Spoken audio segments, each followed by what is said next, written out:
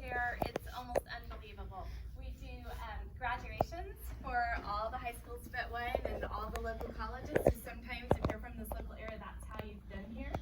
We have a lot of trade shows. Some are for the public and others are industry specific, so people only come that are involved in that industry. A lot of training classes, corporate training, happens here all the time. We just did the U.S. Census training classes and they social distanced out in our main center hall. So everyone was 6 feet apart. They usually kind of do it in a cafeteria. So we're doing a lot of things like that. We have this set up here tonight because we have done social distancing government meetings and they all need to be recorded. So the microphones are for the television and for people here to hear you. So we've had many county commissioner meetings, land use meetings. We just had a school type event here. So we've been really fortunate to keep quite busy and our staff has been really busy. We own 2 other facilities, the Crosley Estate, which is a beautiful mansion. We'll go into that a little bit later. And that is in Sarasota, but in Manatee County, close to the Ringling Museum. Behind USF. I was gonna say, that's on our campus. Yeah, it's right behind the USF Sarasota Manatee campus. We have as our 3rd venue, the Premier Sports Campus. It's in Lakewood Ranch. We have sports out there. We've got soccer and rugby and football and lacrosse and almost anything that you can imagine that utilizes a field. It's beautiful. It's the largest number of fields in the Southeast, so it's quite popular. So what we'll do is walk around. This is our Longboat Key Room. It's one of our larger rooms in our conference center so that you can utilize it as a ballroom or for any other specific needs. So let's go on a little tour. We're gonna meet in the hall, however y'all get out there good. The center. And soon, as you maybe have seen, we're going to have a hotel, probably opening in 2022. They're working on some of the ground and site work right now. They just got a permit, so we should be seeing a lot more action in the month or so to come. So we're very excited about that. One thing that we know about this convention center, I've known forever, is that the best thing to have for a convention center is a hotel next door. It brings in people from all over. It was an easy place to stay and just come over to the convention center. So we're really excited about it. It's going to be a Sheraton. Marriott bought Sheraton just a little while ago, and it's going to be a very high-end brand and should be beautiful. So we're super excited. In here is what we call the Manatee Room. Just to give you an idea of the spaces. Feel free to look around. The Manatee Room. It's got some built-in projections and screens and sound. Some of our spaces don't have that because you can utilize the spaces for so many different reasons that it makes them almost better to not have that installed and in place. But this is very convenient for many groups that just want it to be easy, a one-stop shop, and go from there. We work with an in-house AV company. Right now that is CC AV. They work all over the country, but they're based in this area and are very good to us and work really, really hard. Most convention centers have that so that it's really simple to come here and host an event. And also on our side, they know how our ceilings work. They know how much the weight is that can hang on a ceiling, especially in Center Hall when we go there. So that's very important to utilize. Plus you, as the person who runs the venue, don't want to know everything about AV equipment necessarily. So it's helpful to have another company. So welcome to this room. We have quite a few rooms, or we have 2 on this side. They're very popular because as you can see, you can walk outside to a terrace area and have your event in and out and enjoy the Florida weather. And everyone likes our ponds. We have lots of ducks. I don't know if I'll sell some ducks today, but we always have different ducks. Right now, this is set up for our county meetings for people that want to do public comment. There's some chairs like this inside the meetings. Because of social distancing, we've spread into these rooms where they can see everything on the television and know when their turn is to go make a comment. Let me just interject here real quick, this social distancing. You're gonna get into the business world that's you're gonna encounter change, okay? You gotta be fluid, stay fluid. And the only way you're gonna be able to manage change is with the resources you're gonna know to go to and the relationships that you build to help you get the job done. So Anna and her staff created the guidelines to reopen the government. Anna, how often have you created guidelines to reopen a government? I have never done that before. Never. And within a week period, through research, to know where to go to the experts, the health department, public safety, with the relationships, she did it with an A+. And not only did it reopen the government, but then they were able to assess private businesses to help them reopen to get the economy going. So stay fluid. You ever hear people saying, oh my gosh, that person hates change. We don't like change. Well, guess what? You gotta embrace it. And you gotta build the relationships and know where to go to get the job done. And I promise you, you'll grow in a very strong vertical trajectory. Okay, go ahead. Great job, Anna. That's awesome. It was really, it was exciting, but as y'all are learning, hospitality has a lot to do with business at all times, and most of the jobs in hospitality are very entrepreneurial if you're not working for a hotel or a convention center or what I do.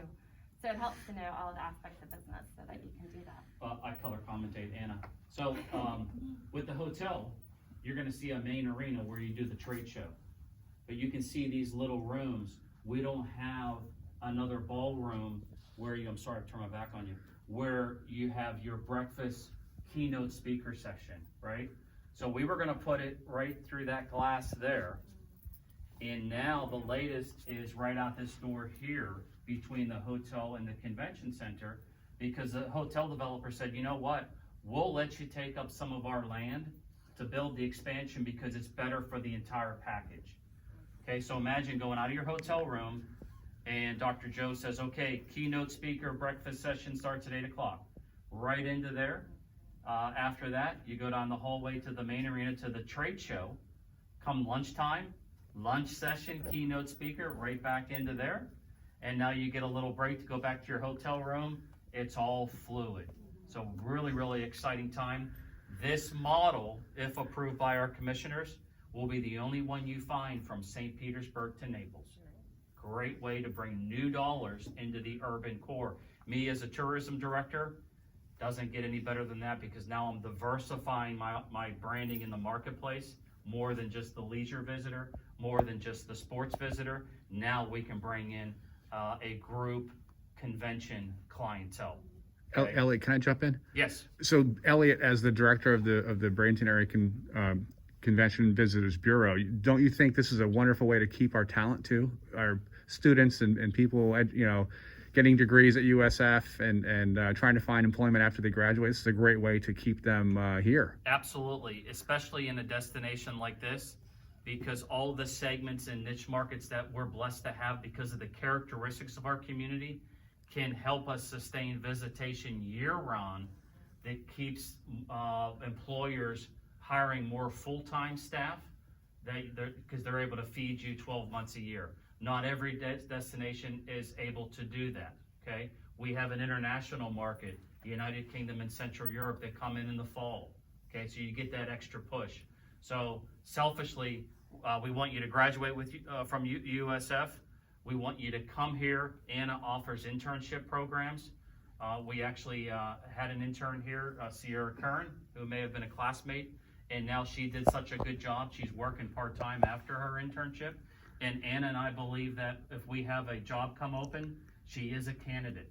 She is a strong candidate. And then the next step is to now think of pursuing your master's degree in the hospitality industry while you're starting that full-time job, because you may want to become an owner of a restaurant or a hotel, or you may want to become a CEO or general manager, and having that master's degree is going to help you compete a lot better against other candidates. What's the forecasted date on when this will all open up here to Sheraton? We think the year 2022 is we're gonna see a lot of things opening. The hotel, hopefully the board will approve the capital improvements to the convention center in some point after the holidays.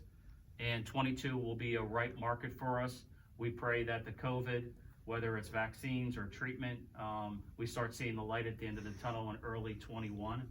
but I can tell you that the void in our tourism tool belt has always been the conference group market. This will fill that void, and guess what, folks? We won't have another void.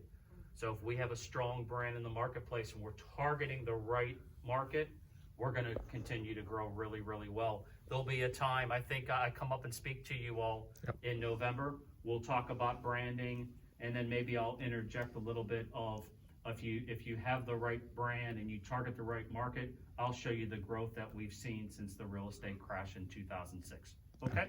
So it'll be a great way to follow up with you in a few months. Thanks, Elliot. You're welcome. Back to you, Anna. No problem. And as you can see, we won't lose this beautiful view too. And what we have heard as feedback quite a bit, and also because sustainability has become very important in the events industry, especially with our corporate clients that want to keep a sustainability standard. They love it here. They love seeing nature. They love that we're taking care of the great outdoors. So we know that that's a really good draw for some of the business that we'll have in the future, and people like it now. So. As we walk, I'll talk too, because I think y'all can hear me. Always know, don't be loud and obtrusive, but speak that people can hear you clearly. Really important. What we're trying to create here is not just a hotel and a convention center. We're trying to create a destination. Imagine you come here for a conference with your family, and you have the largest outlet mall on the west coast of Florida, 10 minutes away, where we have shuttles going. You're 10 miles from Anna Maria Island, so you have the beach component. The hotel is going to have day trips on a water taxi out to Anna Maria Island. Right across the river, you have the river walk, museums, Village of the Arts. So it is vital to have amenities around the convention center that basically closes deal. Anna mentioned the Powell Crossley estate. To close a deal with a convention planner, we could say, hey, you know what, if you bring your convention here, we'll provide you one night out at the Powell Crossley estate right on Sarasota Bay for a nighttime reception. Doesn't get any better. You know why? Not too many destinations have a 1929 mansion on a bay like that. With the prettiest sunset. I just wanted to show you a little bit more like on the logistics end. This is very important for meeting and event planners. This is space that can be utilized for tables for whatever need, and then it doesn't get out into this hallway space, which you might have used for something that's also important. And we also, because we are a public entity here and have public events, we have to really abide by the fire code. So we just find that that helps a lot, and that's something to look for in spaces for when y'all start planning your events. How do you abide by the fire code? You go see the fire marshal. You become best friends. You get on the offense and you say, hey, we're not sure, come and train us. Okay? When they know you want to do right and they train you, guess what? They'll kind of go away, because they know if you have that weird feeling, you're going to reach out to them. A lot of people stay away from people like the fire marshal. Get in front of them, build that relationship. And I'm telling you, life is so much more efficient if you're on the offense with that. This space is considered pre-function space. I don't know if y'all heard that term yet. You can use it for a cocktail party, for signing up. It's been used a lot right now for meetings to make sure everyone has their temperature checked and checked in and healthy. Sometimes this can be used as a ceremony space, and then you move into whatever else you're doing that evening. This space here has always been the main area. There's a little circle drive where you can drop people off for events. There is a box office in the center if you can't see it. And I think as we see the hotel and do the expansion, we'll probably try to figure out some other ways to utilize that space even more. So we're excited about that. You're looking at a building that was renovated 10 years ago. So Anna and I will see flaws throughout this whole tour. I'll never be satisfied. Okay, when you think things are good, make them better. I've told my stakeholders, the day Elliot's satisfied with what he's doing, the day he needs to go do something else. Always have that mindset, have that drive.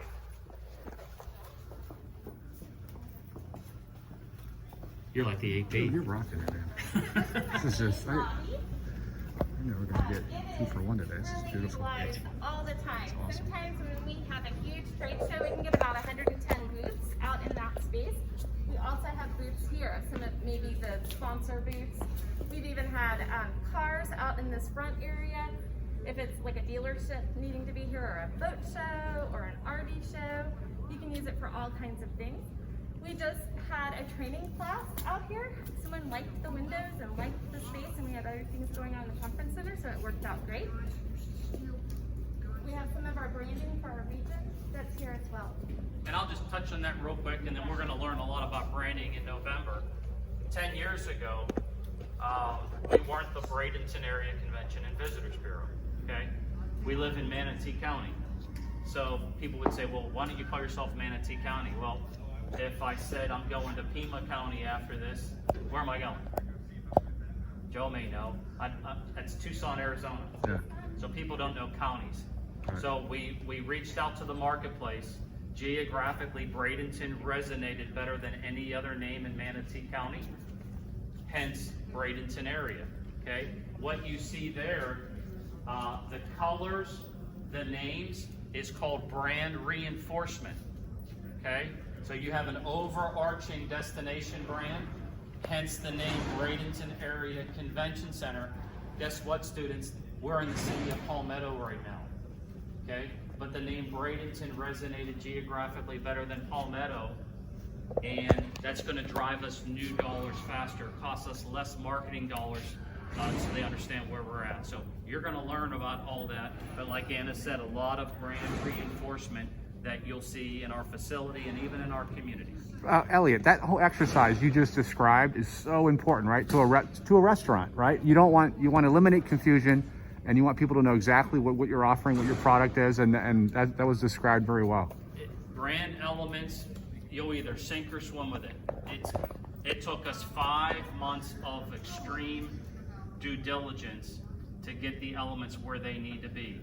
Now we are outpacing our competitive set with the smallest marketing budget, and I attribute it to the brand element. So we're going to have fun in November, immersing you into that. We're an export business, so you don't ask your community how your brand elements, what they should look like. You got to ask the buyer or in the marketplace, the consumers. So we're going to have a lot of fun with it. Yes, sir. Last time I was here was at one of the trade shows, whatever, and I noticed that maybe before COVID, here and then there was a concessions. Yep, that's what they are.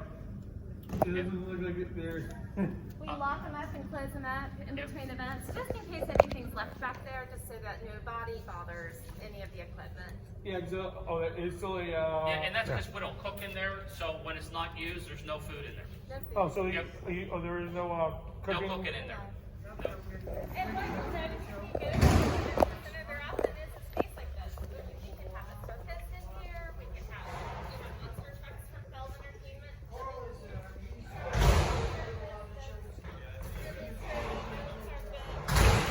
Really, really easily and take the wear and tear of what happens. You can send in shoe boxes in here, and we have pop potholes, but places that we've had to fill in. So that's very important. There are many, many, many events that you need some type of seating that is more like a concert. So please utilize all of this seating, and then also put chairs on the ground, and you can have thousands and thousands of people in here. We'll wander to this side just so y'all can see what's going on. You really need to understand the capability of the asset that you're managing. Okay? If you have a client that comes in and says, how much weight can I hang off of that I-beam? I know right there, 2,500 pounds. Can I put an 18-wheel tractor trailer in here? Yes, I have unlimited floor load. Okay, so you have to have intimate knowledge. Someone says, hey, I want to play arena football in here. Can't do it logistically, and here's why. Save the customer the headache in your time, so you know what you can and can't do, but obviously you want to be as multi-purpose as possible. I mean, we have things even like with scoreboards up in the ceiling if we do need that for basketball or something that can work well. And we have our AV company that also knows how to hang things, and they help other clients if they just want to hang some banners or something like that, so that nothing gets disturbed in the space. You would say, hey, high school graduation concert, 1,200, 574, 1,200, 900 floor seats, 40 by 60 stage. Okay, so that's the kind of knowledge, and I've been away from it for a long time. But you got to know how to sell your product. And I'm a believer of a good salesperson is a person that can communicate accurate information efficiently. It's as simple as that. You ever see a salesperson that's a little obtrusive, and then the client just pulls away? So just tell the story accurately, efficiently, and you will get business. I can promise you that. Here's a little tidbit. Terrazzo floor, right, Dr. Joe? Yes. Guess what? It's not. It's a concrete pad with millions of pieces of paper with 6 coats of epoxy on top of it to give it the terrazzo floor look. Okay? Before this was just a battleship gray. The clients hated it. Now Anna's not happy with it because that's why she's as great as she is, because of the patches and all that. So we'll probably refinish it again during the renovation. But that's how you can really appease your clients. Notice the neutral colors as well. You don't want vibrant pastel colors in a building like this because the clients want neutral earth tone colors so they can design it, decorate it to their liking. So it's all epoxy. It's all epoxy. I know, I would say that's the #1 complaint I've received from clients over the years is how the carpets can be so crazy in a space. They may have a fall event and the colors are lemon yellow and lavender and they freak out. So having it neutral is really, really good. Even though once you put all the tablecloths on all the tables, you really won't see it. True. But that's the only thing you do see sometimes when you walk into a space. So neutral's always good. Yep. Any questions? How big of a dance floor could you put in here with tables surrounding it with these, and how many tables could you put? You can, I mean, a banquet, you can seat 2,000 people in here with the dance floor. Yeah. Because I was thinking something about each and how big of a dance floor would be, or how many couples do you think? With like, if you go like say 2, basically using. Yeah. You know I mean, what if I'm I saying? had to shoot for probably about Dance 500 competition. people. We used to do big band dances in here. But for a full hall graduation concert, you're looking at about 3,800 seats. 4,000 seats, but when you add technical requirements, spotlights, and the size of the stage, the barricade, it whittles down to about 3,800. Did you have a question? Yeah, about the brand that we talked outside. So I didn't really understand. So was it called, has it always been called the Brandon Area Convention Center? It was called the Manatee Civic Center in 1985. Okay. This building was built on 100% state dollars, $10 million. So we never had debt service. But prior to that, when it was budgeted through the legislators, the grant was supposed to be for $20 million. So this room was supposed to be twice the size, 8,800. And the objective for the community was, let's build an 8,800 seat civic center. Let's bring in all kinds of entertainment. Jimmy Buffett performed in here. Red Skeleton, the comedian, performed in here. And when it got to the governor's desk, he said, you know, I can't allocate $20 million for this Manatee Civic Center, but I'll give half. So what happened quickly was they had to shrink it down to meet budget. So we went from 8,800 to 4,000. Now all of a sudden, your idea is to bring entertainment in at a certain price that you have to sell seats to break even or make money. Guess what happened? Now they still brought in entertainment at a high price, couldn't sell enough of seats to break even, so it started to lose money, the building. So when we took it over in 1990, the Convention and Visitors Bureau, we said, how could we use it? Let's list all the options, high school graduations, banquets, small concerts, and let's find promoters to promote with their money and not public dollars. So we went out to find promoters and kept it kind of simple, stupid. And it's worked. And then over the years, as a tourism director, to bring new dollars in, you need to have a name of a convention center, not a civic center. So we changed it to the Manatee Convention and Civic Center. And then once we rebranded for brand reinforcement, we took the word Manatee out and we renamed it Bradenton Area Convention Center. So it's all like, is this the logo? This logo is new or is always 10 been? years it's been in the marketplace. Oh, okay. 10 years. So Okay. brand integration. So we have Bradenton Area, Anna Maria Island, Lombo Key. We're the Bradenton Area Convention Center. We're the Bradenton Area Sports Division. We're the Bradenton Area Film Commission. If you see our buses go down the road, you'll see our brand elements, the sun, the turquoise blue, the bus stops. So that's called brand reinforcement through the community, okay? We great. want those people to keep the brand top of mind. So when we may be in a publications through public relations efforts, they'll say, oh my gosh, I visited that place, or I want to visit that place. Because people more and more are spontaneous when they book a holiday. And when we do focus groups, guess what, ladies? Every focus group participant is always a female. Because on almost every case, you all choose where the household goes on vacation. Not like Joe and I don't have that ability in our household. True. True. They I have tell no us say. where we go and how much money to bring. Okay? We'll go through all that. It's quite intriguing, but like Dr. Joe said, it is the most important first step, because if people don't understand or get confused by the brand elements, I'll stop at this. Research will tell you that you have 3 seconds to get your consumer to look at your brand to understand it. If they can't get it in 3 seconds, they move on. You'll never get them again. Okay? That's a great question too, and that's a great answer. But here's another restaurant example, and I've talked about this in my both my graduate and undergraduate restaurant class. The best example is actually, it's a company that's doing very well, First Watch Restaurants. Yep.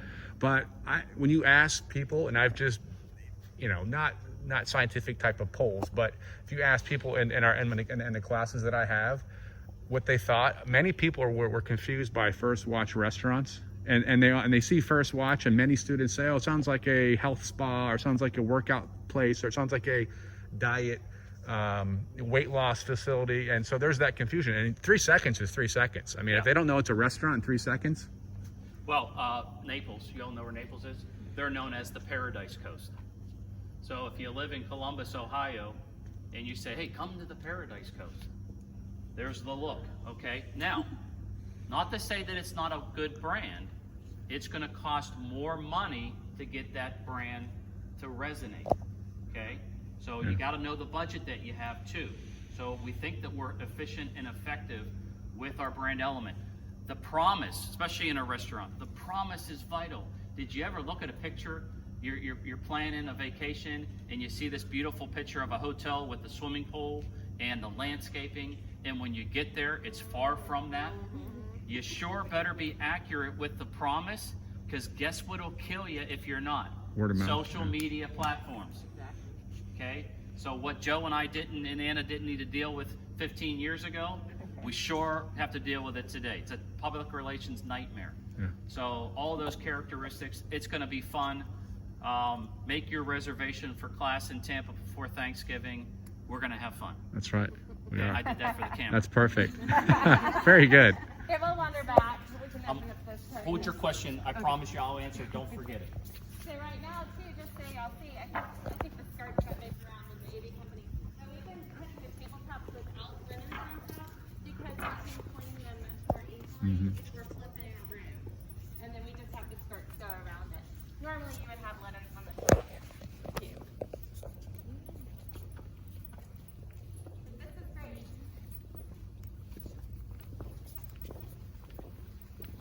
You know, you all are going to lead your own business, whether you're doing a job like Anna as general manager, and you're going to get into some tunnel vision from time to time.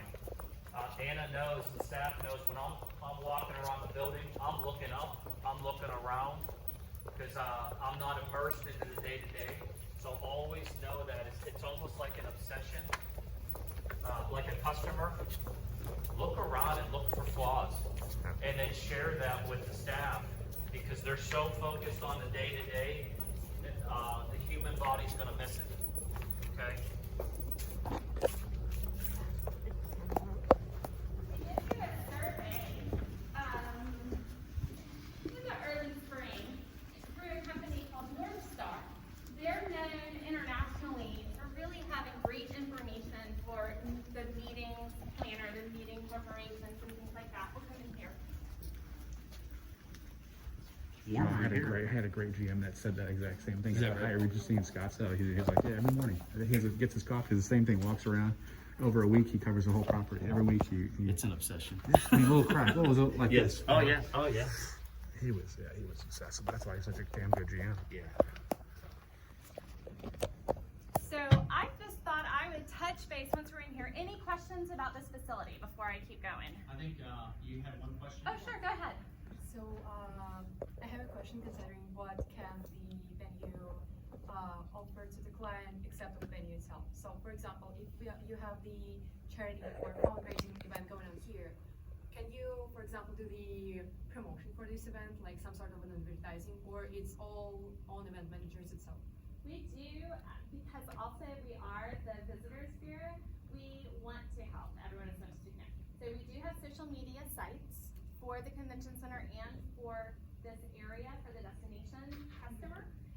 Depending on the nonprofit, we also have the Bradenton Area Arts, Culture, and Heritage Department, so sometimes they can promote in their platforms and make sure they know. We have a beautiful marquee outside that we put all of these advertisements on.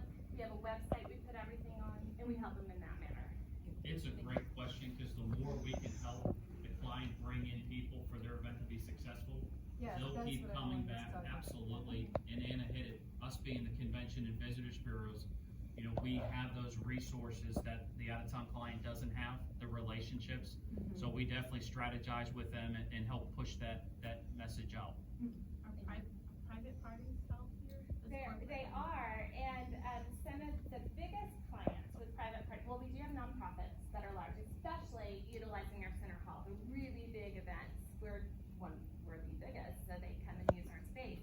But we have a lot of South Asian and Hindu weddings here, where you need a lot of space in multiple days. We have a lot of quinceañeras here too. It's very, very popular, so we do a lot of that as our primarily our social. It's our size. It really is a niche that other people don't have. Do you have an outdoor space too? We have just a limited amount of outdoor space. It's the terraces that are right on the other side of the conference rooms, but you could do something there. I was like, say if we're gonna like a green spot, like say if you were gonna have like say a concert or whatever, like say, or you don't have anything to. Not in here, not here. So we'll just look at this really quickly. So y'all seen this is it at night. These are some of the setups so y'all can see it. Down here, can you see my little cursor? That is one of the graduations, that may be LECOM, I'm not positive. There's a little concert and some of the different room setups. We also own a lot of our own tables and chairs, which makes it incredibly convenient for the client. And we make sure that everyone has what they need. And if they don't, we work with them on how to get it. This is the layout of where we've been walking. This is the Pal Crossley Estate. How many of you have maybe seen it by walking down during the day? It's absolutely stunning. It's from the 20s. Pal Crossley was from Cincinnati. If you've ever heard of Crossley Field, that's his stadium up there. He had the largest radio in the center of the country to broadcast all of the shows, and he is the one who first had soap operas. He put them on the air. They became known as soap operas because soap commercials were on them. So he was amazing. He was an entrepreneur of many ways. Elliot can explain the history better. The one thing I love is he has a library in the mansion, and he never put any bookshelves in it because he believed in knowing about the future and mostly just looked at periodicals of what was coming out. So, but it's absolutely stunning. Anything to add, Elliot? It's a great venue. That picture right there, it looked like a haunted house in 1995. Vines growing up, no roof. You're looking at about $4.5 million of improvement, and 150, 160 destination weddings a year. So think about it. New dollars are coming into the county every weekend throughout the year, feeding caterers, florists, rental companies, decorators, and that's what facilities like that can do. And it wasn't built for that. So it's great. And then of course to partner with USF on that campus. That Bayside lawn can seat 1,000 people in 100 by 100 tent. So you talk about a venue that you can contract from 50 people all the way to 1,000 people. Check it out. If it works out, Joe, we'd be happy to get into tour at some point. It's stunning. I mean, if you've never been there, you need to check it out. It's beautiful. Yeah. We were very fortunate with this estate. We were in the Knot when it was mostly read as a magazine before online got as popular. For about 10 years, I would say, as one of the top 10 venues in the country. It became really known, and the majority of all of our events that take place there are from people outside of this area. So it's really great, works well with our tourism, and we're excited to have people come see it. There is a first floor and a second floor, but most people use the first floor. Yes. So it's owned by the convention center? Yes. But how? We own this facility, and we own it. We're bringing tourism here. We're having events here, and we're bringing this to the community. So I'll make it easy for you. So we're Manatee County government employees. Manatee County owns this building. They bought the Powell Crosley estate. They actually settled out of court with a private developer to acquire the Crosley estate. And then almost 3 years ago, we bought Premier Sports Campus, the government, knowing that sports tournaments would actually stimulate the economy year-round for the mainland properties. And they have the Tourism Bureau manage it, because if we control the books, then we can go after out-of-town clients that'll fill hotel rooms year-round. So it's pretty common though around the country that the counties or cities own buildings like this. It's an oddity for a county or a city to own a mansion like the Powell Crosley estate. Pretty common that counties own parks, sports campuses. I mean, another example, if you look at the city of St. Pete, they have the Mojave Theater, they have Sunken Gardens, and they have some other venues as well. So it's the same type of scenario. So this is the Premier Sports Campus. It is out in Lakewood Ranch, really far out east, but I used to say that, I shouldn't anymore, because now there are a million neighborhoods that keep growing beyond it, and we know at some point it's going to become really a central part of this entire county. It's headed that way right now. Is it right next to? Is it right next or right behind Lakewood Ranch High School? It is on a different 2 road. miles east of that. 2 miles 2 miles east. east of the high school? Yep. It's off on State Road 70. So I as know you, you guys have like a lot of Yeah, those are the county parks near the high school. oh. Yeah, this is east of that. This, you guys, I saw a lot of big soccer tournaments. Is that where you guys have it here? Or Yes. Both venues have a lot of soccer. this is our main stadium right here with some stadium seats, but we have many more fields. And as you can see, over 140 acres. This is a very big green space. We're very excited about it. We've had different types of events in this area besides sports, but I'll go into sports a little bit too. You heard how I said we have different types of sporting events. We can reline the fields for whatever game is played. And we have 2 robots that you put in what the sport is, and they line the fields accurately for us.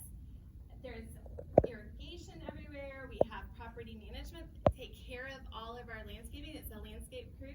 They make sure to rotate fields. So when sports teams come, if they're using certain fields one weekend, they might switch it to another few fields just to keep everything in tip-top shape. It's absolutely stunning. We're gonna have some other types of events out there coming up soon. A movie night, I believe, and a concert. So it's getting utilized as other activities. And we have had, I'm gonna go backwards again. We have had in the past, like the Suncoast Wine Festival. It has zillions of tents. You can go from tent to tent, try food from all the restaurants, try wine from all the distributors, and we've let them spread it out in different areas. What we are going to have, we think in the future, is probably a structure that is needed for the sports teams. Because sometimes when they come out, they might need to all get together and discuss certain things. They need little spaces for the trainer to do whatever to help the athletes. the coach might need a little private space. You might have Gatorade as a sponsor and you need to load up a little storage room for that. So we know we've needed this. We know that people love having events out in Lakewood Ranch and want more venues. Who's familiar with Lakewood Ranch? It's absolutely huge. If you haven't been there, Lakewood Ranch is growing and growing and growing. We have a small. And so we are proposing that maybe we have a tent structure that can be utilized for events when that works for the space, when we're not having sporting events. It's exciting. You would have air conditioning. You'd have a beautiful floor. It would be something, if any of y'all have been up to the Tradewinds Hotel in St. Pete, they've got one. Yes, so something like that. So you know then it can be made to look absolutely stunning, and it would be on all of this acreage of beautiful green fields and green grass and look really neat out there. Plus you'll see sandhill cranes and all of that good stuff. This is the planned hotel next door. So very modern, it's pretty exciting. Up here on the top is a rooftop, limited menu restaurant, but like with a little bar area, and over in this direction is the Manatee River. So it's high enough that you can see the beautiful water when you're sitting up there. And then the downstairs they'll have a full service restaurant. And this area in here will be a huge outdoor space for events too. It'll be gorgeous.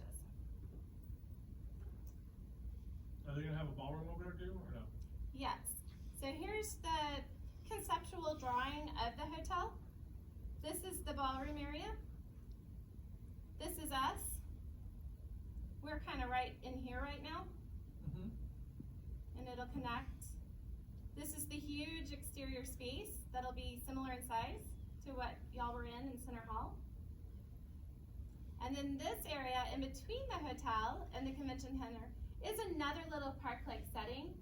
So you could still have some type of outdoor event, even if something larger was happening in this space.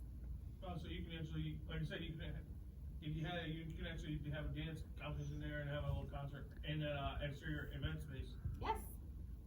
They also are gonna have you can tell the size. This is really, really large pool area. Because if you look at that in comparison for this area, you can tell that's a really great area. And they said in the evening that might also be a spot that you could have some type of welcome reception or something of that nature.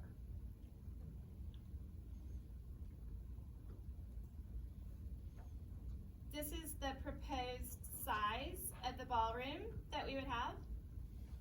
Seat 800. Oh, seat 800 in the ballroom? And it might be here or some other direction as well.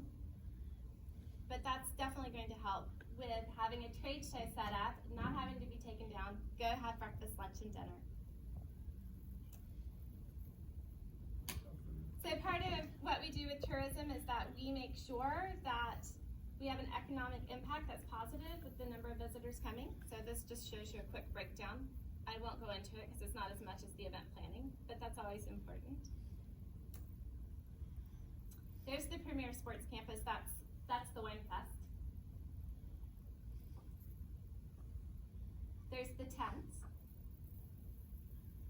And what's really great about this tent and makes it so perfect for Florida is that you're gonna have awnings on 3 sides. Can y'all kind of see that?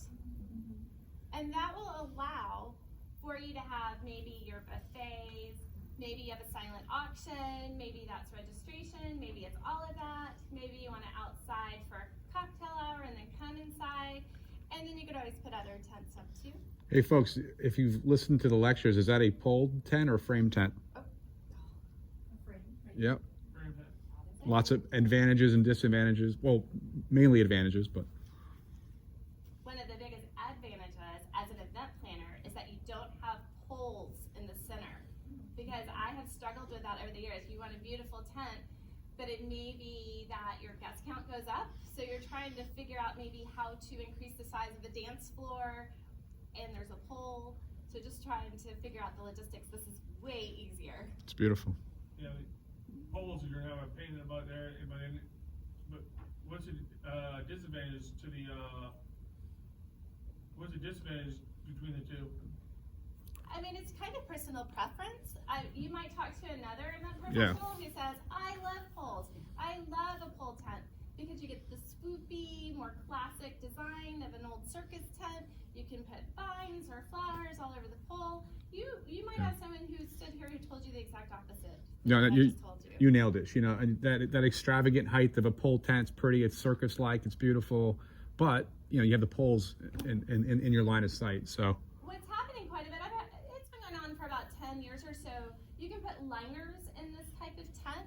They're out of fabric. Sometimes they've got twinkle lights behind them, and it'll give you a false sense of that swoopiness in a tent structure like this. I mean, I would say mainly advantages, but yeah, I think maybe one of the other disadvantages of certain entertainment shows that you might want to do in a tent, you need the pole tent. But other than that, I mean, the frame tents are great because they're stronger, more structurally sound in weather. Usually you go with a full tent because cost is a lot less expensive Exactly. than a frame tent. Absolutely. A lot of it Yes. goes on the cost. Yeah, that is much more expensive. And part Yeah. of this too is this is actually a structured frame tent, so it's even sturdier than a typical frame tent. And you're going to have, for instance, some French doors that come in and out, some very structural elements. So that is helpful because it'll be up all the time. Yeah. And very permanent in its ability to go up and down. Just thought I'd tell you, since y'all are working on event planning, we're very excited. We're going to have 2 new software programs coming here. One is BACC. It is perhaps the best, or it is the best software system for convention centers, arenas, really large performing arts centers. It's top of the line, it's international, it's what people who travel with their meetings business and their other types of event businesses are used to and want to see you working with. It also speeds up so many practices that we do. They're becoming much more automated with this system than manual. So it's really good on how much it'll save labor, which is something you have to consider in whatever business you go into in hospitality. Yeah. The other aspect is that we're going to go with social tables as our floor plan software. Having it to scale, have y'all talked about some of this in class? Not social tables, no. Okay, to scale CAD-like program is so important. And a lot of the CAD programs are for engineers. I mean, I've had a hard time working some of them over the years, and this is completely simple. This was also bought, social tables, by a company called Cvent. And Cvent in the meetings industry is how meeting planners send out requests for proposals for venues like ours and for hotels. They send it out. They may be living in Munich, Germany. They know nothing about this area, but their client says, I like the west coast of Florida. They utilize Cvent, get some responses, tell you enough information that you can tell if you're a fit or not. And then through Cvent, they sometimes will even create their own floor plans. You can take what they did, mix it into your own floor plans that fit your space, and show them what it looks like. And throughout the whole process, you can be interactive with the planner if you choose to. You may not choose to. It may be a first-time person doing an event, and they may not have the experience, so you can say, okay, I'm going to take more control of it, or you can say, okay, I want to work with the planner, and then that planner can decide things like, I want to scooch this table over here, I want to scooch it here, and then you can have it back and say, well, there's a fire code issue there, we may have to change this. You can also put who is seated at what table and how many people at what table, and it really helps the planner out. It's really becoming the standard in the industry for a lot of hotels and convention centers. It's so easy to work. Anna, this is great. So chapter 6, venue requirements, it's the next module. It's coming up, folks. But again, we get into a lot of that, and Anna's just covered a ton that's connected to that chapter. And one of the biggest things is, if anybody ever is describing a floor plan to you and they say, well, this is not to scale, it's got to be to scale, because that's a recipe for disaster. If it's not to scale, slight changes, having a 10-foot round and not an 8, a 10-seated versus an 8-seated round is a big difference there. Big difference. You need about 12 square feet for the 10-person round and about 10 square feet for the 8-person round on a rule of thumb. But it is important. I will say, when I did more event planning, I cannot tell you how many site visits I did, because it's important to do it. And now with today's technology, our staff here can walk you through the space if they need to with a laptop and show you things. We have 360-degree virtual tours Our sales group will talk you through the tour if you need some help with seeing how everything will actually look.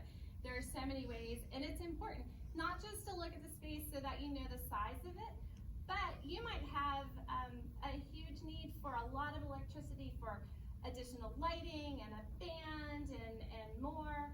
And so you need to see what kind of outlets there are there. You need to ask questions to make sure what lines they're on. So there are many reasons it's important to do site visits. And another good example that I'll talk about in that lecture is if you have a room that's, say it's for 1,000 people. If it's 1,000 people, well, that's maybe. But if you have a big jumbo screen in that room that you have to have maybe 26 feet of space behind it to project it with all the equipment, that's 250 seats that you're not going to have. So really, it's a 750 seated room, right? So, I mean, programs like that are great because they cut down on those errors. One thing we're really excited about, because we have 3 venues that are so diverse, and we live in an area with even more amazing venues, that we know that attracts people to this area, because you don't always do the same type of an event, as a meeting planner or an event planner. So people knowing, oh, we could do this here, oh, we could do this here, really helps them want to come back time and time again. I think what we'll do is share our lease agreements with you all and show, biggest fear in business is liability. So it'll show how we protect ourselves from liability, the insurance policies that we require all of our licensees to provide us, adding us as additional insured. Even with the COVID situation, the licensee signs off that they take on that liability. God forbid if anyone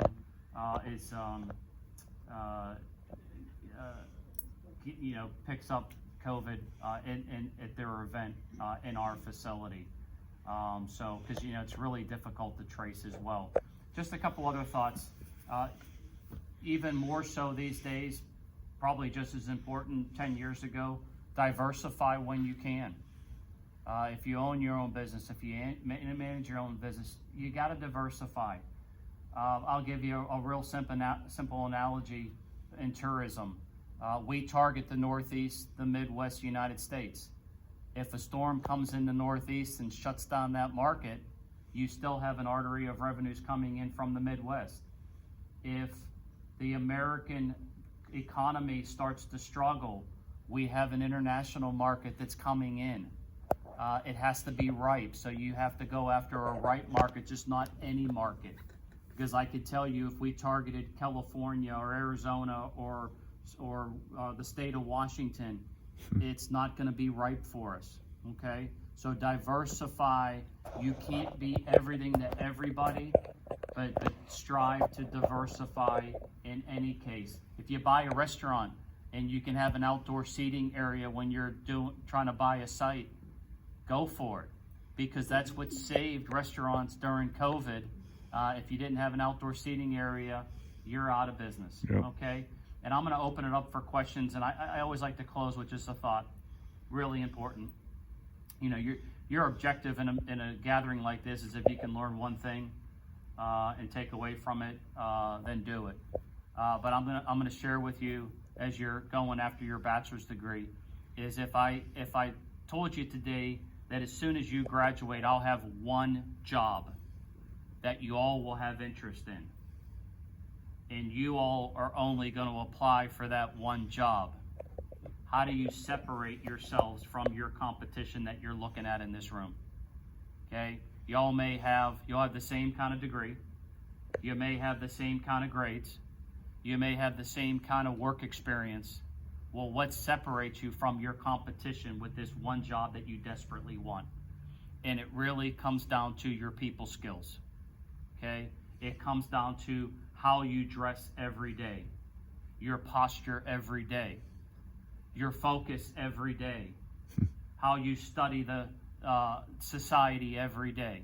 Okay, it is so important. I get worried when I see people in society with the earphones, the pods in the ears, because you're training your brain that is maturing to focus on the music or the sound that's coming out of those pods and not focus on society around you. Watch people. I can know when a customer needs something by body language before they ever ask. People would say that's a gift. I promise you Anna has that gift. Okay? Separate yourself from the norm. How are you unique compared to your colleagues? Okay? The military requires you to wear uniforms and go through a daily regimented routine because it's muscle memory. Your brain acts like a muscle. It's training it. If you train yourself, now if I'm talking to you like this, am I a whole different person than I'm talking to you right now? Yeah. Are you looking at me differently? I think you are. Okay? That me doing that right now makes a big difference in my personal brand. Okay? Focus on that. If you say, you know what, I'm just going to school and I'm going to dress like this for the next 4 years, you're training yourself that you're going to have to reprogram your habits when you're ready for the workplace. Don't do that to yourself. Start tomorrow. Start right now. And be careful how much technology personally that you put into your brain. Technology is important, i.e. Ungerbach and social tables, okay? But be careful of this kind of technology that's going to compromise your daily focus in life, okay? If you focus, you dress appropriately, you polish those people skills, you smile as much as you can, you're going to separate yourself from the norm. Sierra Curran is one of them. Becca Perrin is another one, and guess what? They're getting jobs from us because they're unique compared to the norm. Don't be the norm. You will struggle to succeed. And I'll close at this, Dr. Joe.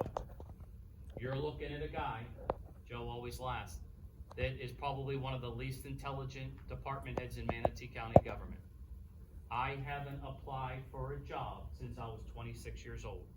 That was 27 years ago. And I've been promoted 10 times within those 27 years.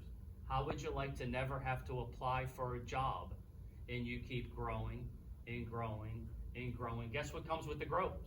The growth. Money, right? Salary, okay? So just, if there's anything that I want you to walk away from is those thoughts, okay? And wake up every morning with that focus, and I promise you, you'll have a great chance of success. So with that, I'm gonna let Anna open it up for some questions and then turn it back over to Dr. Joe. Happy to Thank answer you. questions, Beautiful. and I might touch on a few of these little bullet points. Awesome. That's great. Yeah, great. Of this convention center. And that's one thing I really want to make sure y'all understand. There's always a sales side to events, and there's always an operational side to it. You might be a small business, you might be your own personal event planner, and you have to understand both sides of it. Or, like us, we have a team, and some people are very focused on the sales side, some people are very focused on the operational side. And what we've done to make it really, really, really smooth is that we cross-train everyone. And we think that is so vital for many reasons. You might have growth you're not expecting one month, or it starts growing more and you're like, well, I don't know if we can really add someone or not, but this person knows everything, and so that they can do it too. It's so critical. And the other thing we do is that we really analyze our events once a week. We prepare for the events coming up, and we also talk about the events that happen. Because maybe there's something that one side on the sales end assumes works a certain way, but the operational, when you're actually there on site, works a different way, and we just think about it, and we change things when needed. So it's really, really important to have that flow of communication and to have respect for everyone and try to make it really fun. So we do that all the time. And we're all still learning too. We've been doing a lot of customer service training on how hotels, they work a little bit differently than convention centers. They've got really, really high standards with some of these international brands. And we want to make sure when someone comes over here that they feel the same way. So it's always important to make sure that operationally and on the sales that it's all the same. Is that kind of what you were looking at? That's perfect. Thank you. There's also definitely an ebb and flow of business. We talked about it a little bit. In the events world, such as at the Crosley, most of the events are when the weather's the nicest. So in Florida, that's the fall and the spring. We've found that it's grown more and more. It's such a popular venue, and this whole area is really popular. In fact, at one point a long time ago with the BP oil spill, some of the events are happening in the summer that weren't from people from that part of the state coming down here to do their events. So that was really a boom for us, but it was good, and they've stayed, some of those events. In the convention center, for whatever reason, some of it is because it's not peak season here. You're seeing a lot of events in like January and February. The hotel prices are better, and we know we're gonna see that too when this hotel happens, and someday hopefully the expansion happens, and we think that'll go into the summer. A lot of the events we expect are from the state of Florida in what's called associations. Have y'all heard that term yet? Okay, let's see some of that. So we know like the Florida Builders Association, the Florida Lawyers Association, the Firefighters Association, they're all looking for meetings in the summer, so we know that's gonna book the hotels, just like we were kind of talking about earlier. The other thing that is on this list, meetings with clients. So in today's world, to be perfectly honest, we don't see a lot of clients. Some of that is because it's repeat clients and they know the facility, but so many of our clients want to work virtually, and with COVID, of course, too. But people love to work off email. It's good. I say to all the staff, and it's so true, and it makes us different, and it makes us, I think, more customer service friendly. Pick up that phone if you're having one of those email conversations that's going back and forth and back and forth. Oh, do you mean this? No, I mean this. You mean this? No, I mean this. You need to pick up the phone because something's getting lost in translation. Something's not understood all the way, and you may be completely off of what they're trying to get at. So I think that's so important. And then that way too, it's an excuse to build a real relationship. There are so many people I've become friends with and acquaintances of over the years just through phone conversations and having that ability to talk to people. And they know, okay, I can pick up the phone and talk to this person if I'm not sure. And it really helps with your business. Anything to add to any of the things? No, I'm smiling here because I'm going to give you all a good learning lesson after she goes through her bullet points. It'll kind of reinforce what she just said about communication. RFP process with meetings. Well, y'all heard about CVent, and now there are so many different ways that we're hearing from people about, can you send us a proposal? But a lot of times still though, instead of a formal request, people will call us or email us with just a few questions just to kind of see what's happening. And what's so much fun working at the Convention and Visitors Bureau is that we're able to say, hey, we have these other cool facilities. If we're booked, if we're not the right space for you, you could go here, you could go here. It holds this many people. These are the hotels that are close by. Yes, it's got restaurants near it too. And it's really neat that we can service the entire hospitality industry and promote this area because we do have really cool venues that are here. One thing y'all may not realize, on the Manatee River, there are zillions of restaurants with water views. Have any of y'all gone to any of those? I mean, they're amazing, from really fancy to rooftop to casual where you can play beach volleyball. I mean, you can do whatever you want on the Manatee River and you feel like you're in another world. It's beautiful and so easy and so convenient from all of our locations. We also have a river walk. You should check it out before you go home. Security was another question. Security is very important for events. It is so important that there is an International Association of Venue Managers that we find a lot of information about for trends, for what's important, for rules of the industry. And we have put our operations manager in charge of all the operations in a security and safety school that takes place in Las Vegas. She went last year, she's gonna go again this year. And that is really the key point. So you're dealing with all of the current security needs, unfortunately with things that have happened, to know best practices. You can speak directly at those training classes with people that are just the top-notch people and tell them your specific concerns and how they can help. So we do that all the time. We work on it. We have rules in place, but we're ever increasing them and making them better. We find that usually our clients want to hire their own security, but you can outsource it through us.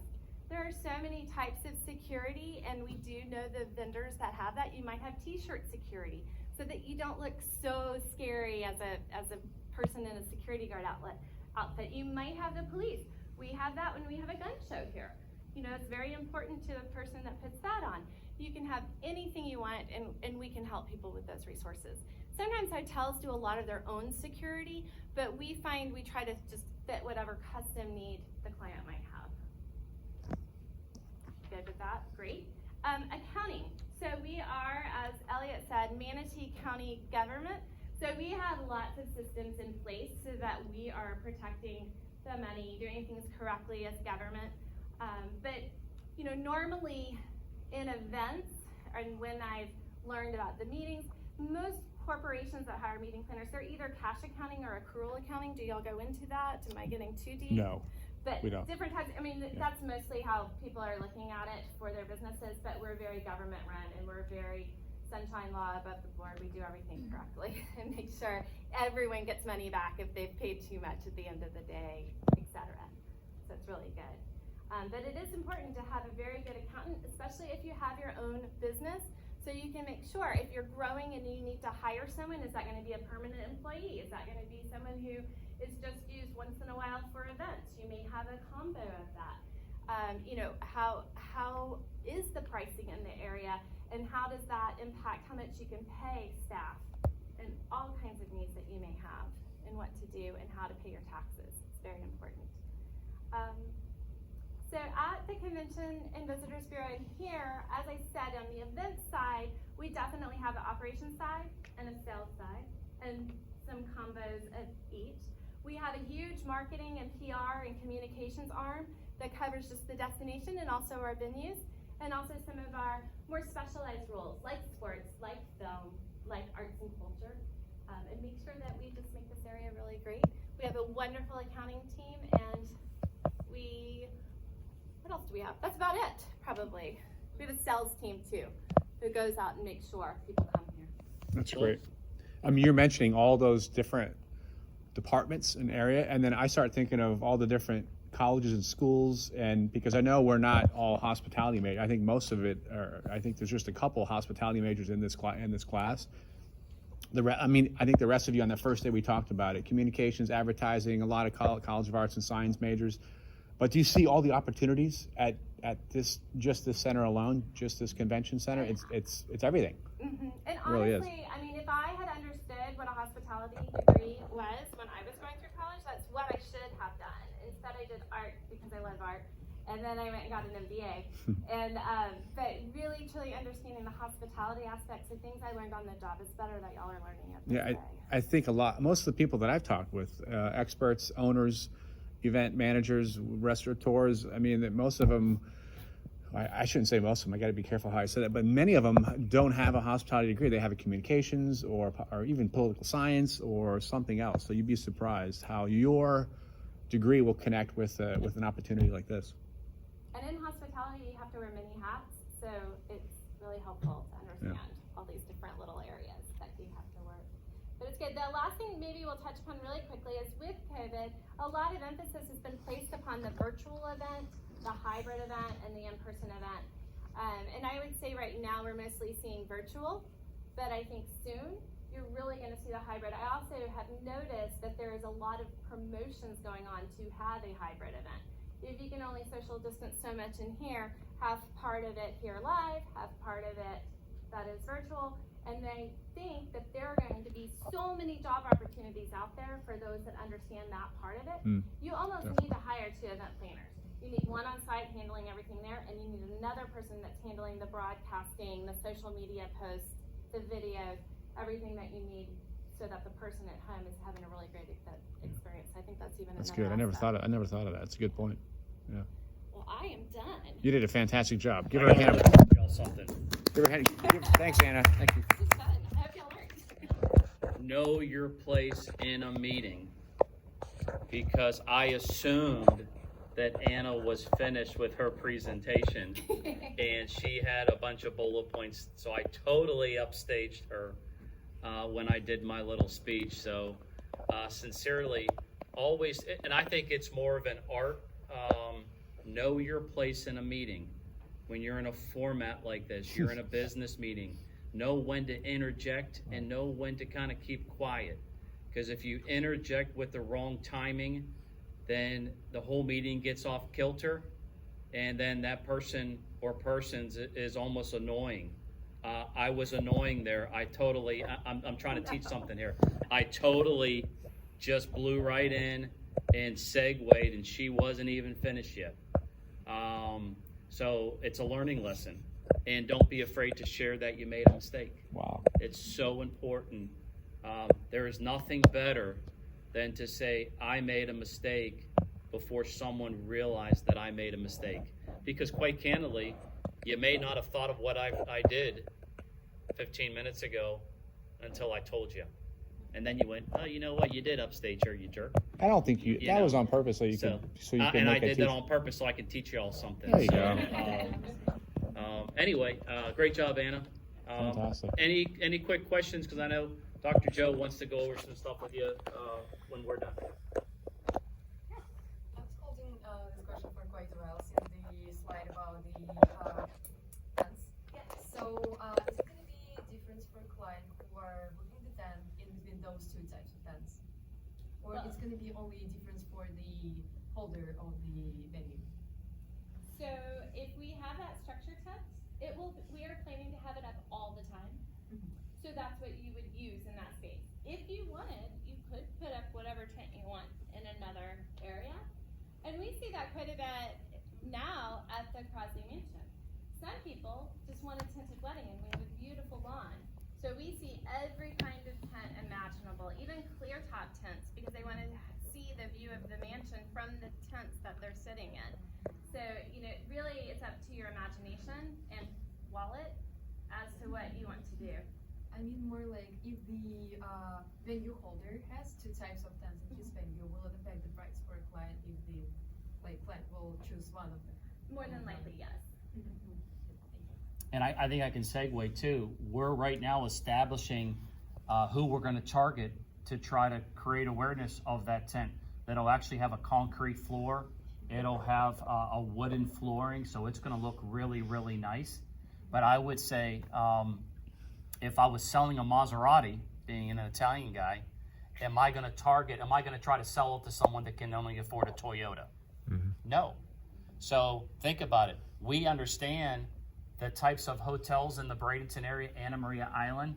So we target through digital targeting a household income of $125,000 or more. I'm not going to target somebody that has a household income of $75,000 because my investment won't get my return like I need to. So it's really, really important you know who your target market is based on the product that you're selling. I have a couple questions. Sure. So let's say I'm a client and I want to do an event, and then I don't understand. I thought I would just go straight to the event planner, not talk to a salesperson first. Well, when you're a venue, no matter what venue you have, there is a salesperson involved because you're going to have a contract with that venue that secures that specific date for that specific time, maybe that many people. So it's a very clear contract and everything's in it. Now, you as the client may book the venue first and then decide who the vendors are and may or may not be an event planner. Or you may have already booked an event planner and then that person handles all of the arrangements with the venue. Okay. That's a good question, and this helps us define what we talk about in this class, right? What is an event planner? And there, as we're talking about, there's many different ways you could define that. I mean, you could have an event planner outside, a private event planner. Maybe they have their own business and they have several people, and then they connect with you, the client, that wants to have this event that involves people flying in, different locations, just happens to have this event at a convention center. So that person, that event planner might be coordinating everything with other event planners here, or you could technically consider yourself an event planner if you're on Anna's staff and you're working in here and you're sort of that first person that the client comes to. So there's a lot of different, you see what I'm saying? It's hard to define. An event planner is this. You can't define that. And everyone works together to make it smooth for you, Right. and it's almost better that way because everyone knows what I's to dot, what T's to cross in their specialty. So it really helps make everything smooth. It makes the timeline smooth. It makes sure nothing's missed. Yeah. And you're finding more and more often that some venues have decided to do what they call full service planning. And they have people on site that if you want more planning from them, you pay this much more. to do it. I'll give you a different perspective. If I'm local, say Anna tells me I need to find a facility to run an event locally, local.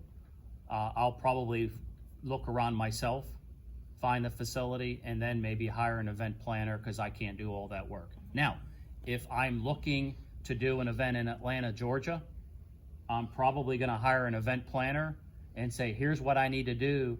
Go find me some facilities that you think will fit well because you know that market better than me. And then that'll be added to his or her scope. So is that like a DMC, Destination Management Company? It can or can't. Sometimes with a destination management company, you are even hired by yet an event planner from someplace else. You might have a planner from Bradenton because you trust that person, and you go to Atlanta, but you're like, I still don't know the vendors here, so you might hire the destination management company to hire the photographer to tell you who the good caterers are, to tell you, what's the norm in pricing, so you don't make a mistake. A lot of different layers. A lot of different layers here, right? I'm thinking of maybe something abstract or just really out there. I'm thinking of maybe like a sporting event that might change locations every year, and then maybe one year it's in a different country. I mean, you're gonna need help. I mean, you're gonna need maybe a DMC or maybe somebody that knows the area. How do you connect with that? So that's where people like this come in. And something from like that is like a request for proposal. So I want to do a soccer tournament. RFP. Yeah, and I'm sending. I'm considering Austin, Dallas, or Houston, and I'm sending it out to maybe people like me, CVBs, and saying, hey, I'm bringing in 300 teams. I need 23 soccer fields. I need X amount of hotels. I need it within a geographic location of certain amount of restaurants or etc. Then they'll fill out all the paperwork. Hey, we have all this. I'm looking for incentives. Now, just finally, if you come to our salesperson, that salesperson needs to be trained enough to know logistically what we can or cannot do for you. Okay, a lot of layers, as Joe said. And all of this, just to kind of bring it all home, all this is described in chapter 1. She does a great job of explaining. You start with your vision, your client, and then you sit down and talk with them and Q&A them. And it can be something as complex as that, where you're sending out RFPs, requests for proposals, and it's in a different country. Or guess what? It could be something as simple as you planning your little brother's birthday party. You're an event planner. Congratulations. You have an invite list. You have a space you need to find. You have all kinds of things you need to bring to that event. So it could be from one end to another end of the spectrum. But successful events have similar systems that work.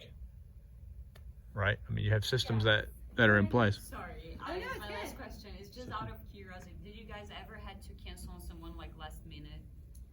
Yeah. Yes, kind of. Well, I'll tell you, hurricanes.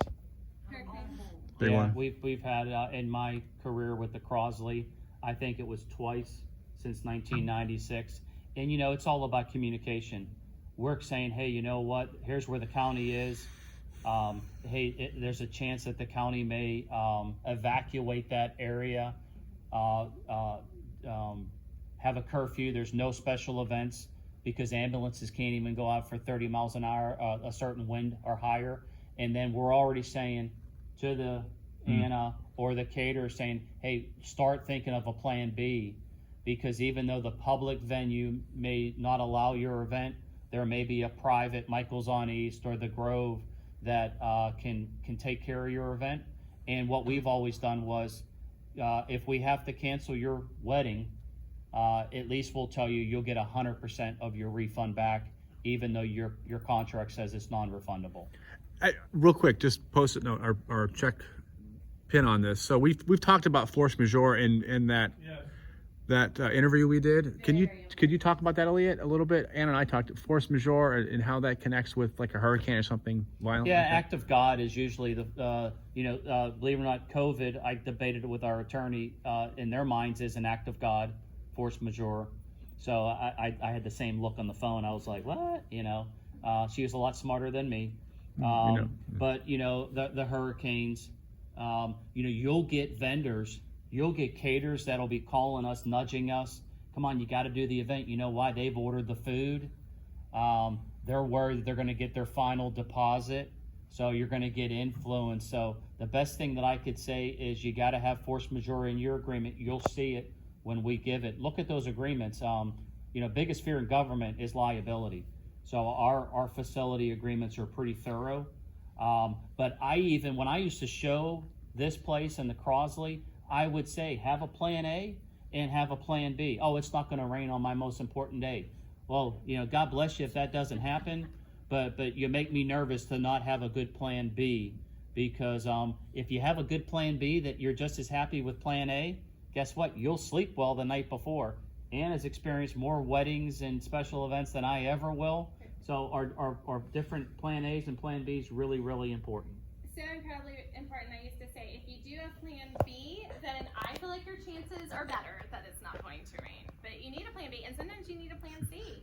I've done events on, the Crosley's a little protected. There's some other venues our spaces right on the water without any protection from winds on all three sides.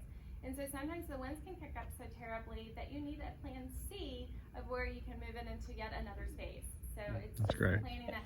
And vendor relationships are so important, I can't even tell you. And that is not only other venues, but other vendors, because they become your friends. You're relying on each other. You're making sure everything's happening for whoever is having what event.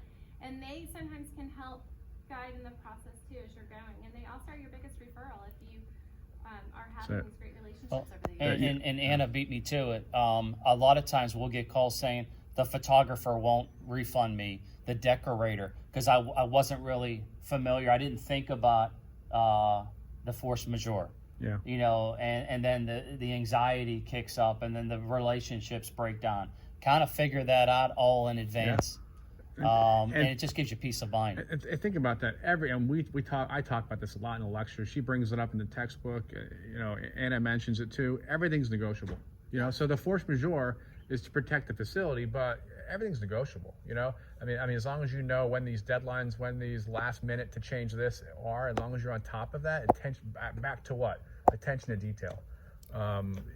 You're going to be that much safer when you're trying to pull off your event. I remember doing camping when it was funny. If you ever do any camping out west, where it doesn't really rain, but we used to always put up a tent anyway, just in case, because you can sleep outside. But if you don't put that tent up, it's got to rain. It's almost like Murphy's Law, similar to an event, right?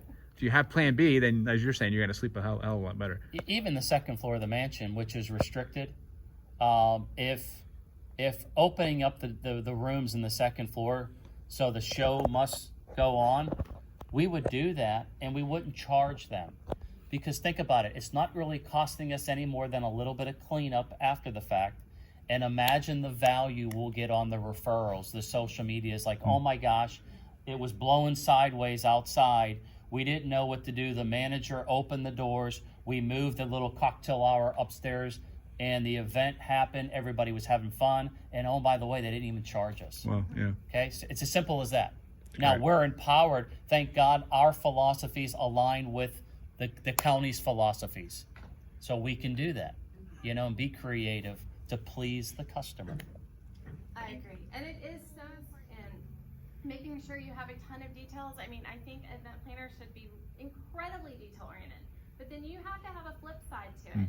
Everything maybe should change once the event actually happens. No matter how hard you planned this, well, there'll be one thing that didn't go right. I can promise you that on every single event. But there also may be the need to adjust. Just use common sense sometimes. Not go, well, it says here it has to be that way. It might not be the right situation. I mean, don't let something be harmful or damaging, but it's really trying to figure that little piece out over time. And you get better over time. You're having to make so many split-second decisions, especially during setup, that you might make a mistake now and then, but you'll just learn from it and you'll do better. Or you can say, hey, I think maybe I was wrong. We can go ahead and do it the way you thought, or something like that. And it really helps over the years. Yeah, everyone appreciates it. Take no out of your vocabulary. Hey, can I block that door right there? No, can't do it, fire code. Okay, that's bad customer service. Can I block that fire door? We can't block that fire door, but let me give you some other options, see if we can work out so your event is a success. Whole different approach. Yeah, exactly. Trust me, the fire code doesn't work. Okay? You said no without saying no. Yeah. Oh, yeah. Yeah. You don't say the word no. Hey, we can't do it that way. But let's look at. I can block this door over here and move that, and it gets you to where you need to be. Okay. So important. We're known as one of the most user-friendly management groups for a historic venue that you'll find in Florida. You know how we know that? Our customers have told us that. Okay. I experienced it for many years. Yeah, she used to have to deal with me in another life. That's right. She survived it. That's right. Any other questions? Go ahead, yeah. Just out of curiosity, sorry, I was wondering how many events you're currently planning right now.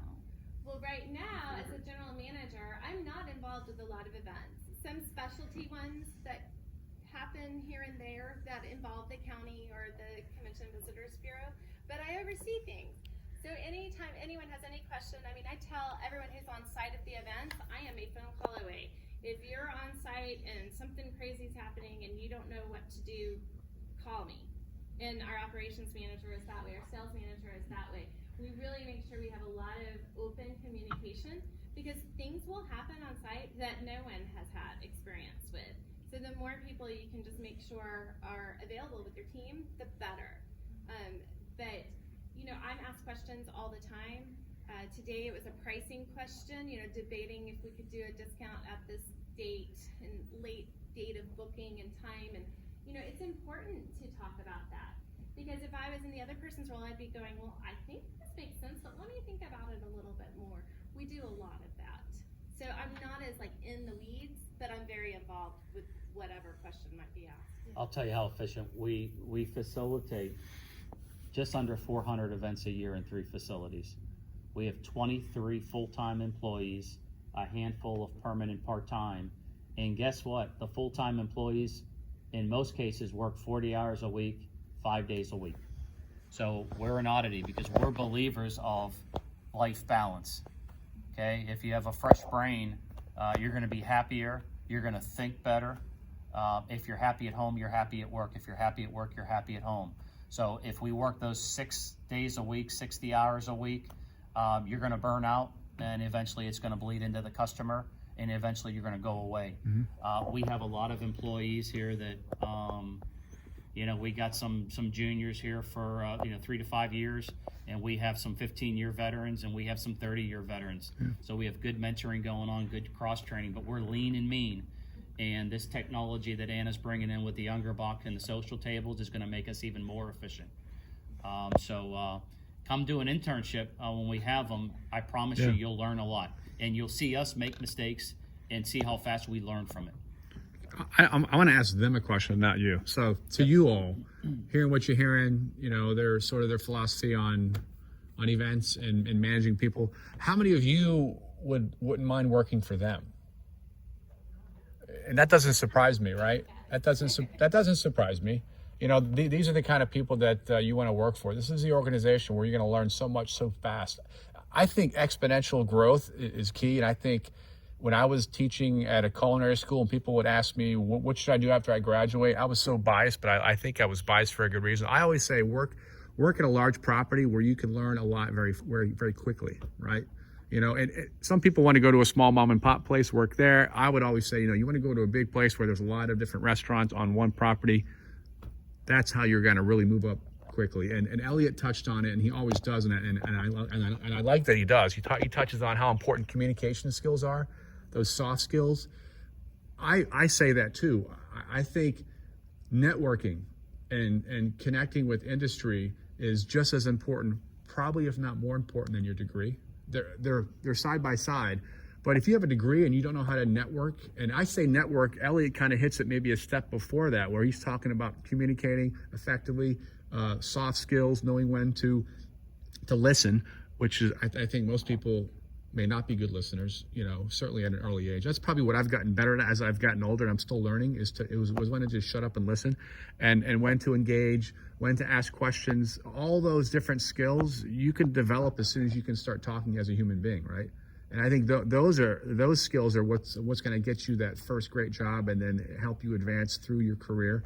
I can't say that enough. And again, I work at USF. Degrees are important, but at the end of the day, it's about how you connect with people, how you engage. I worked for a guy who was a doctor in sports management, professor, wrote books, couldn't hold on to a job because, and every time he got fired, they said, he really didn't communicate with us like we thought. Brilliant guy. Right. Brilliant guy. They run parallel, education and personality traits, really, really Yep. important. Can I ask your question a different way real quick? Sure. You guys, you all honest? You're honest people, right?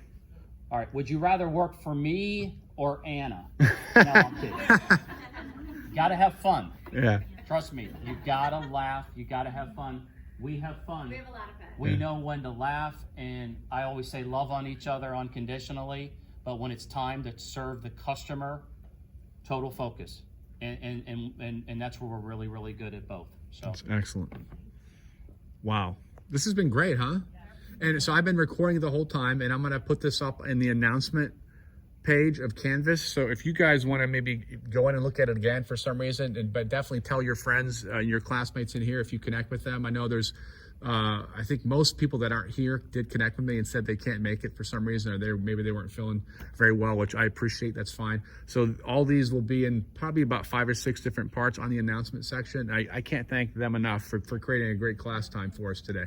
Thank you so much. Give them a round of applause, folks. here's the great news. I'll see y'all in a few months. And I think Anna may have an intern opportunity in the spring, Anna? I think I will.